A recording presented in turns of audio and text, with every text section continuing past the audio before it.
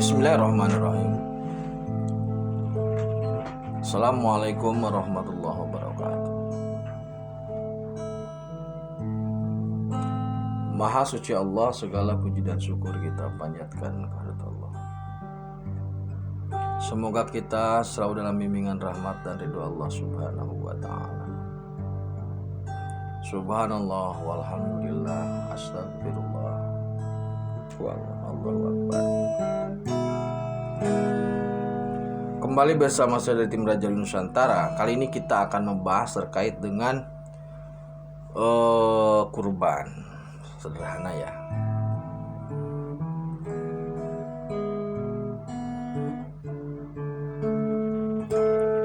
Pada 10 Zulhijjah kemarin, umat Islam melaksanakan ibadah kurban.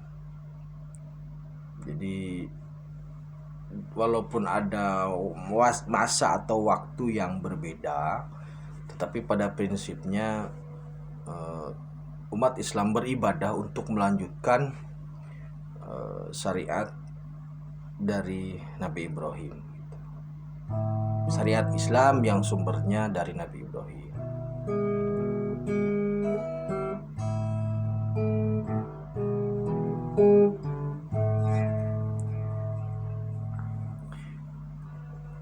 Prinsip sederhana dari pengorbanan yang dilakukan oleh Nabi Ibrahim alaihissalam adalah kepatuhan mutlak terhadap kehendak Allah pada satu sisi, dan pada sisi lain adalah kepasrahan total seorang anak kepada orang tua sebagai keyakinan bahwa itu adalah kehendak Allah.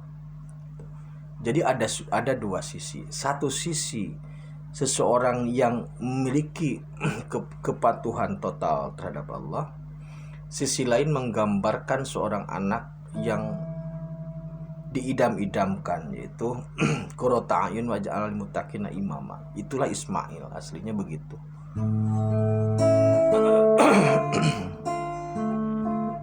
Jadi ini adalah kesepahaman atau keselarasan bahkan dengan istrinya Nabi Ibrahim atau Siti Hajar.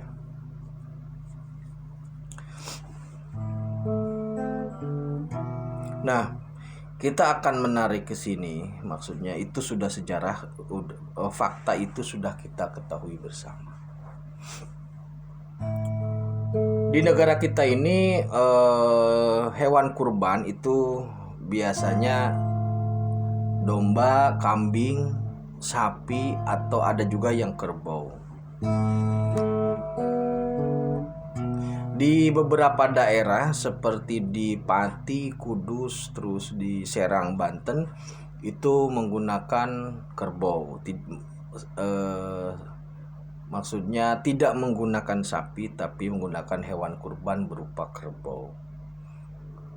Kenapa demikian? Karena dulu ada sejarah terkait dengan penghormatan terhadap pemeluk agama Hindu. Karena dalam perspektif Hindu, sapi itu adalah hewan yang disucikan, sehingga masyarakat di Pati, Kudus, Serang itu memilih kerbau sebagai pengganti, dan itu tidak ada masalah.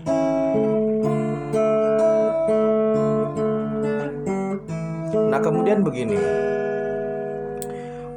apa yang bisa kita ambil, makna apa yang bisa kita ambil dari proses korban itu?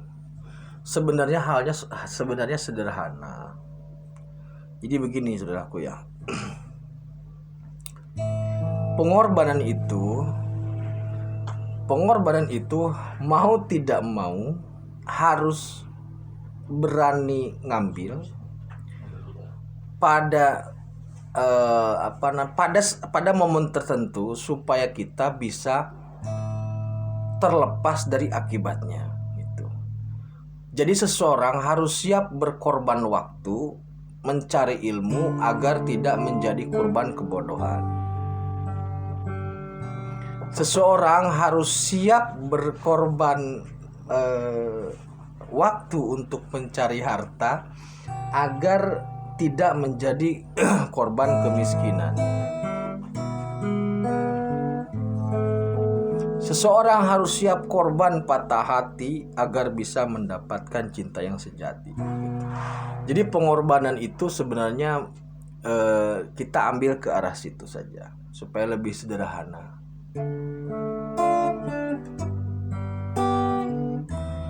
Nah, pada saat ini seringkali kita melihat ataupun kita rasakan sendiri bahwa ada momen-momen yang menghindari korban. Jadi malas bekerja tapi ingin kaya, akhirnya menipu. Jadi tidak bersedia mengorbankan waktu, tenaga, pikiran untuk bekerja, tetapi mengharapkan menjadi kaya. Akhirnya menjadi korban dari keserakahannya.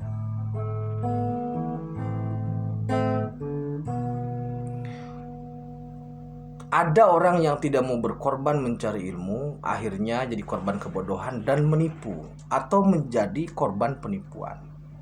Itu realnya seperti itu. Ada orang yang tidak mau berkorban untuk bersabar, akhirnya banyak sekali pola atau banyak sekali perselisihan antar saudara atau antar komunitas, antar lembaga dan sebagainya.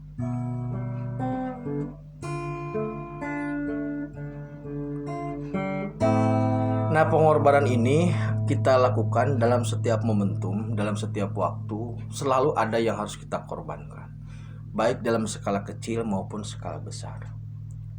Nah, kemudian begini saudaraku, menghadapi beberapa waktu ke depan dengan situasi ekonomi kita saat ini, apa yang harus kita lakukan? Itu loh, karena ini analisa matematis atau analisa ekonomi murni bahwa secara teori ekonomi ini kita masuk jurang resesi.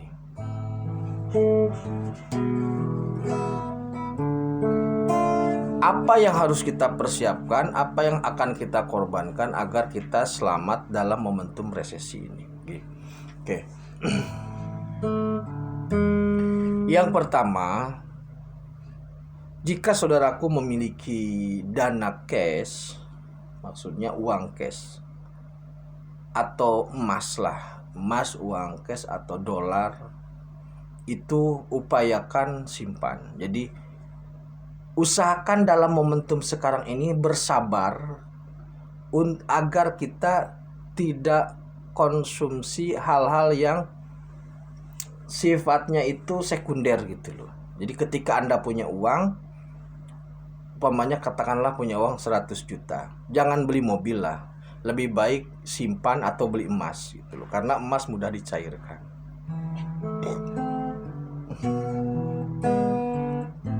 Jadi momentum ke depan kita dituntut untuk bersabar atau memberikan pengorbanan dalam kesabaran, karena ini harus kita lalui bersama-sama, mau tidak mau. Pilihannya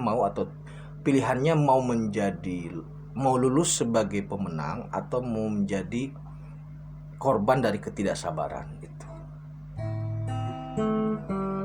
Jadi kalau ada uang lebih, maksudnya tabungan dan sebagainya, sebaiknya disimpan, kurangi jalan-jalannya, kurangi makan-makannya supaya kita lebih kuat dalam menghadapi resesi ini.